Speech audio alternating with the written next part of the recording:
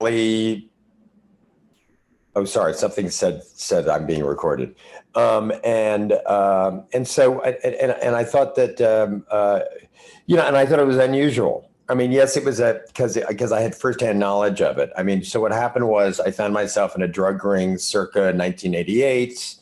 It was only pot, but we got caught with about a quarter ton.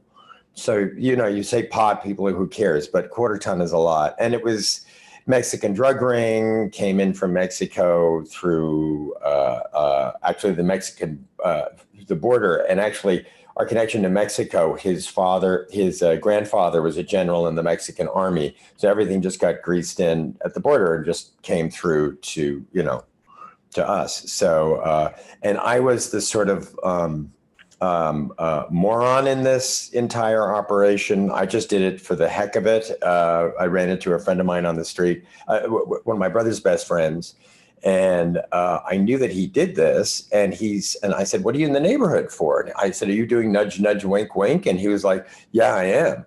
And I was like, "Well, why don't you come up to my apartment and use my phone?" And he was like, "Is that okay?" I said, "Yeah, sure." So that's how the whole thing got started. And it was really it was incredibly stupid, obviously. But I was much younger. And, I got into this thing as kind of a lark. And then after a while, you realize like, oh my God, this is really serious. Then of course we got busted. And then you're like, oh my God, this is really bad.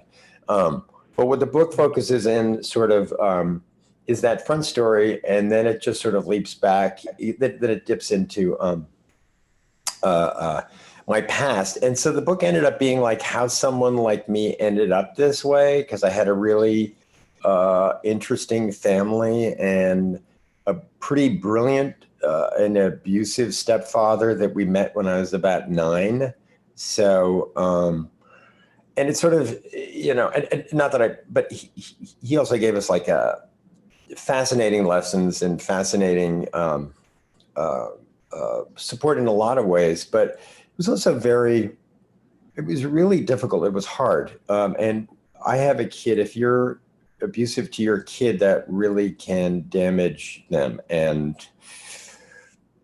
screw up their ability to make good choices. So, so it was, the book sort of ends up being sort of like how someone like me ended up like this, doing something like this.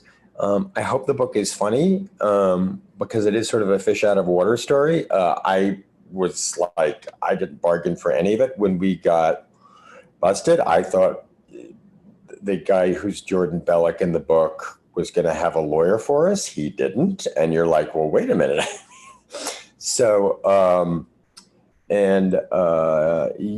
so that's kind of what the book is about. And there's my dog in it, Tybalt, who sort of saved my life on a lot of occasions, is sort of tripping through the book, looking after me like a guardian angel. And there's a lot of drinking, there's a lot of drugs, there's a lot of other things I don't want to say on whatever platform we're on, but let's put it this way, they're sort of interesting in the spice of life.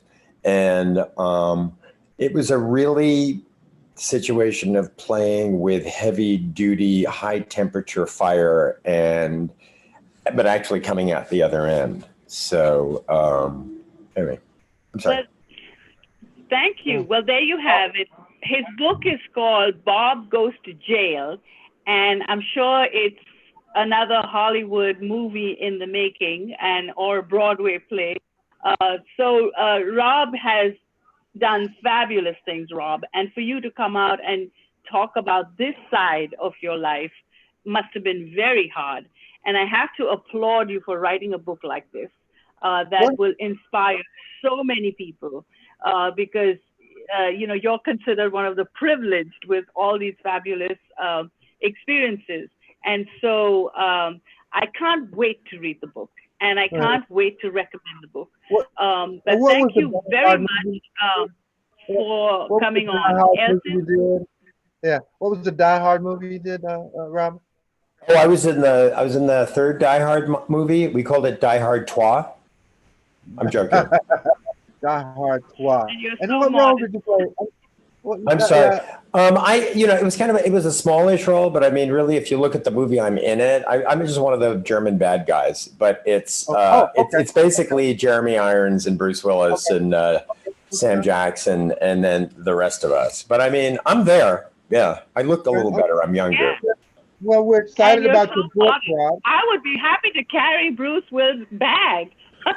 You're so modest. But for you to really write a book like this is really, really fantastic, especially at a time when we're coming out of COVID in a pandemic, and there's so much depression around and so much. But I want to bring you back and do a formal interview, and I want to thank you and applaud you for this book.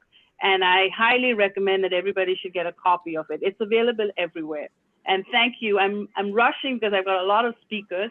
But I totally understand. Thank you so much for having me. But please stay on as long as you want. And I'm so glad to have a touch of Hollywood today. Thank you so much. I really appreciate it. Thank you so much. We have a chocolate over here, and he's on Oprah's top list, as well as a fantastic resume.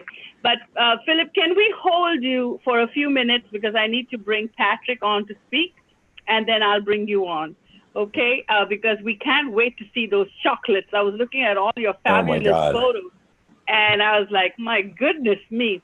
Yeah, so he's hailed by Forbes as the real life Willy Wonka, so stay tuned.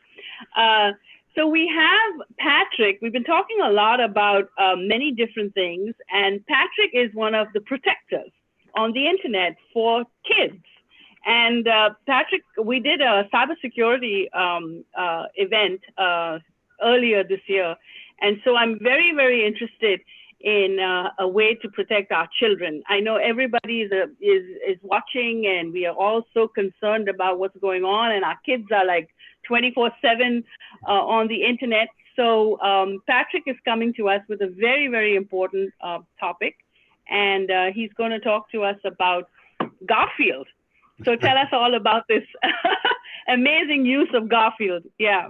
That's a great segue, actually, when we're talking about chocolate and food and Garfield. That all goes right together perfectly. So yeah, that is.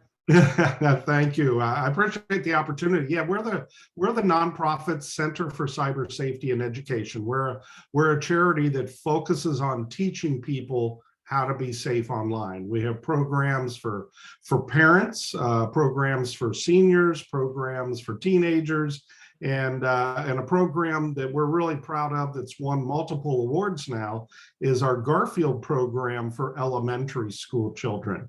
A few years ago,